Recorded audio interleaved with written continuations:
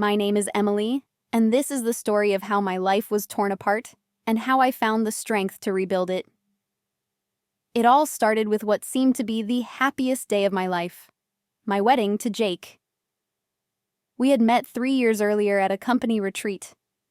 He was charming, ambitious, and incredibly attentive, and I fell for him quickly. It wasn't long before he asked me out, and from our very first date, I was convinced I had found my soulmate. But appearances can be deceiving. The first year of our marriage was everything I had dreamed of. Jake's career was thriving, and he always made time for me despite his busy schedule. We traveled together, laughed endlessly, and shared dreams for the future.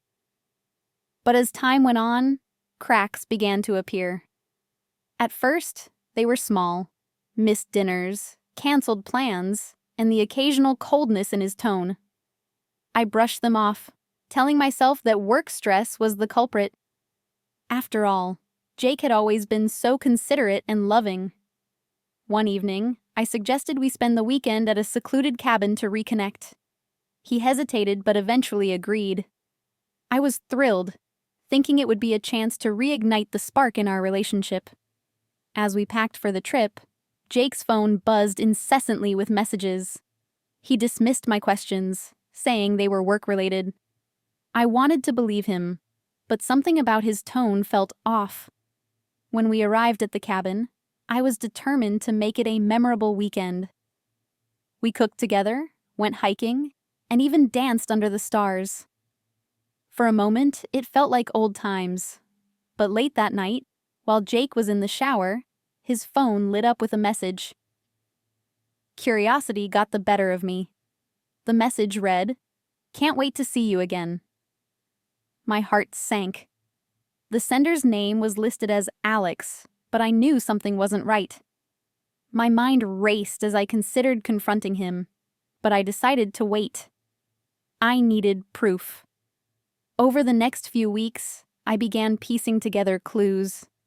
Jake's late nights, vague excuses, and guarded phone behavior pointed to one conclusion. My worst fears were confirmed when I followed him one evening and saw him meeting a woman at a cafe. They laughed and held hands, completely unaware of my presence. The betrayal hit me like a freight train. The woman, as I later discovered, was none other than my closest friend, Rachel. Rachel and I had been inseparable for years. She was the one person I confided in about everything, including my doubts about Jake.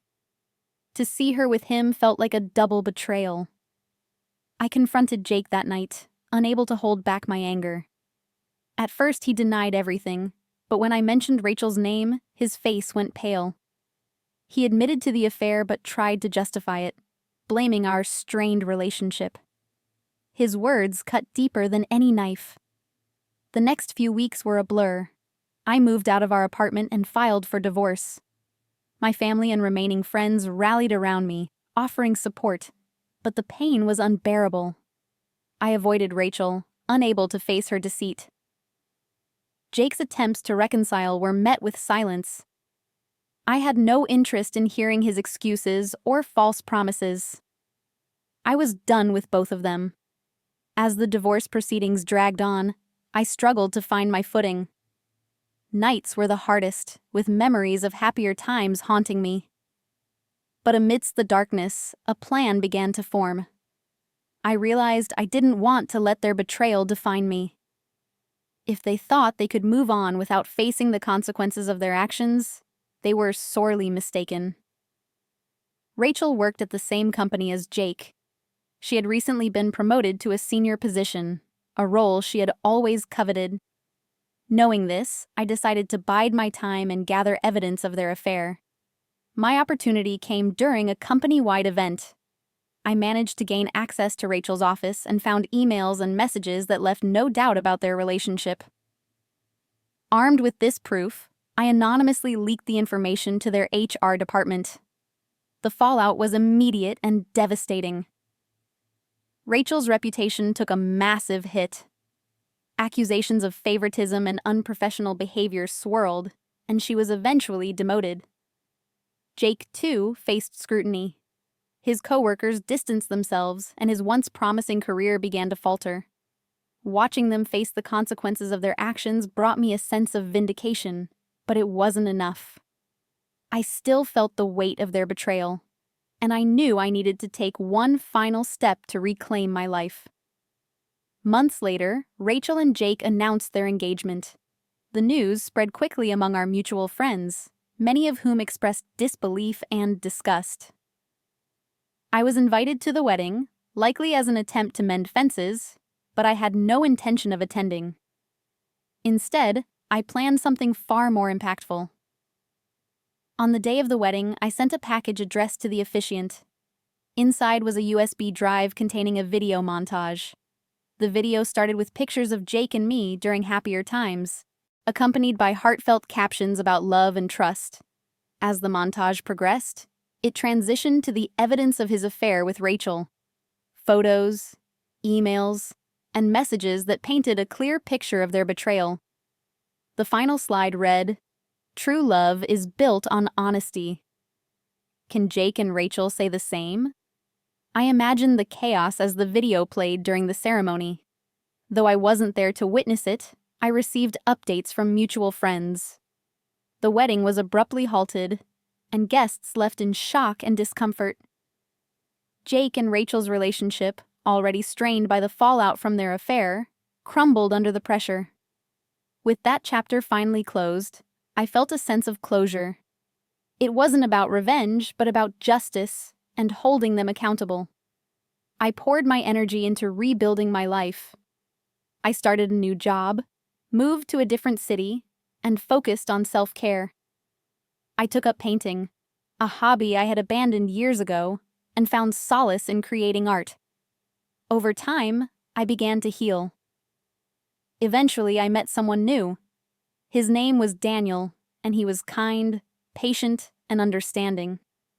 He knew about my past, but never judged me for it.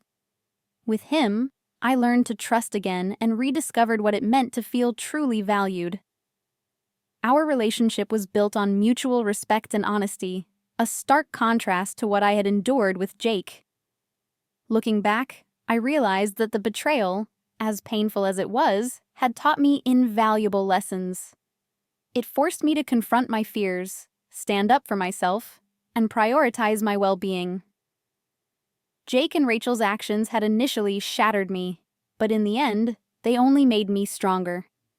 Their choices led to their downfall, while I emerged from the wreckage with a renewed sense of purpose and resilience. Months after rebuilding my life, an unexpected letter arrived in the mail. It was from Rachel. Against my better judgment, I opened it. Her words were a mix of apology and regret. She claimed she had been manipulated by Jake, who had promised her a future filled with love and stability. But now, she was left to pick up the pieces of her own broken life. I didn't respond. Her letter didn't deserve my energy. I had moved on, and revisiting the past wasn't an option. Later, I heard through mutual acquaintances that Rachel's life had spiraled further. She struggled to hold down a job and was living paycheck to paycheck. Jake, on the other hand, had taken a job in a far-off city, far from the ambitious career he had once envisioned. It seemed their betrayal had come full circle, bringing them nothing but despair. Meanwhile, I continued to grow. Daniel and I moved in together, and our life was filled with laughter, adventure, and mutual respect. I focused on new hobbies, and even started teaching art classes in the evenings. Helping others find joy and creativity gave me a sense of fulfillment I hadn't known before. One evening, while reflecting on everything that had happened, I realized how much I had changed. The betrayal that once consumed me had become a distant memory, a lesson in resilience. Jake and Rachel were no longer the villains of my story. They were simply characters in a chapter I had closed. In time, I decided to write my story, hoping it would inspire others who had faced similar betrayals. Sharing my journey was therapeutic, and the feedback I received from readers was overwhelming. People thanked me for my honesty and courage, saying it gave them hope to rebuild their own lives. Life is unpredictable, and pain is inevitable, but I've learned that how we respond defines us. I chose to rise above the darkness, to find light in the simplest of joys, and to rebuild my life with integrity and love. And for that, I will always be proud.